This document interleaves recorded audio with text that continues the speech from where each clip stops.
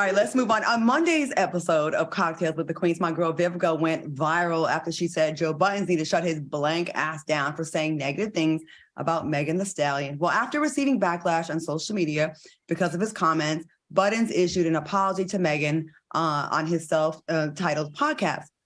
Budden said, "I'm apologizing for the careless manner in which I joked about her mental health. That didn't sit right with my soul and my spirit." What are y'all's thoughts on his apology? I'm glad that he was man enough to issue an apology.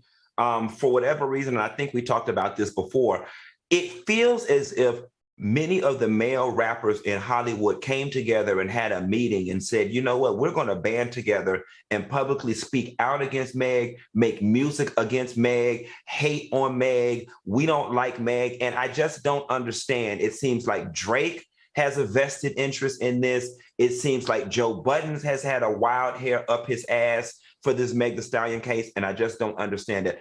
At the end of the day, people's hearts really don't change drastically. The apology is performative at best, but at least he respects the situation enough to provide the performative apology, I guess. Right. In the same breath, he apologized to her, which I will say this, I'm always give props where props is due. He did apologize to her. And I do like that he did say, about her mental health. And I think some of his female friends reached out and said, yo, come on. Because whether or not you like her or not, she did go through something traumatic. She did. And imagine all the jokes that you got to sit around. I mean, it doesn't feel good.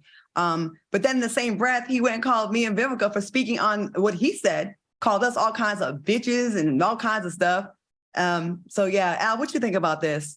I'm with Q on this. I feel like I was thankful that he apologized. I didn't really understand what he said about her mental health, so I didn't get to see it.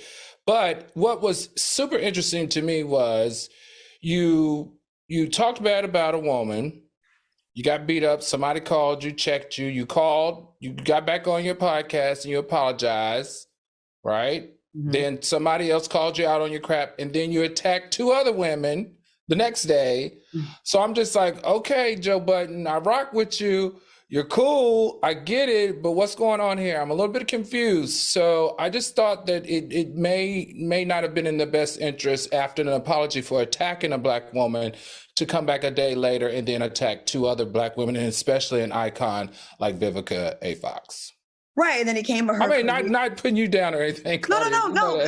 None taken. She is, and when I saw him coming for her career, I mean, you can say what you want about the films that she's doing now, but let's not take away from the fact that she was in Independence Day, she was in Kill Bill, she was in Batman, she was in Set It Off, she was in a lot of great stuff. She don't have to do another movie after that to still be considered iconic in Hollywood. You know what I mean? There's people that did like one hood classic that we respect as actors. Like, you don't have to come for her career. And then the little peons, oh, you're not married or you don't have kids. That's not an accomplishment, you guys. It's a part of life.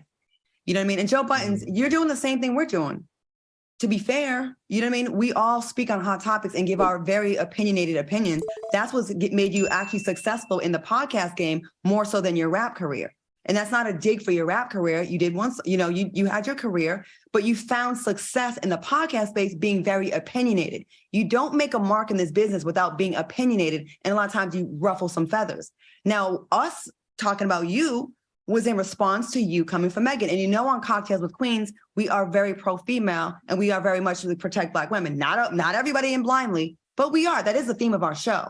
So you can call me a bitch all you want. It didn't hurt my feelings. It just was like, okay, like everyone's expecting me to go in on him. I already did. And I said what I had to say. And it is what it is. And I gladly would sit down with anyone. But at the end of the day, I will give you your props for apologizing to Meg because of her mental health. I feel like no one is taking that into consideration. Y'all need to get him on the show. I would open the floor to that. Joe Budden. Y'all need to get Joe on the show. And maybe even do some trial coverage and get some of this back and forth going. I think that'd be a great episode. I mean, I'd like to know because I did see footage of him actually interviewing Meg Thee Stallion where he was very complimentary to her and he was very kind to her. So to go from that to this, it's like if I interviewed Omarosa on this show and I was super nice to her and then I go off and murder her when I'm not around her, I would look kind of like fake news-ish. I'm just throwing it out there. It'd be a good look for FOXSOUL if he did y'all show, and it'd be a great look for his podcast if Vivica went over there and you went over there and talked on his podcast. So just putting it out. I'm not scared. I'll go. Where your studio at, Joe Buttons? Where it at? Where's it at? We can go pump it up together. But what you All better right, do is y'all. go to this commercial, honey. We're gonna go to commercial. We're gonna be right back with more TJ. I forgot what show I was on. I have so many TGIF. We'll be right back.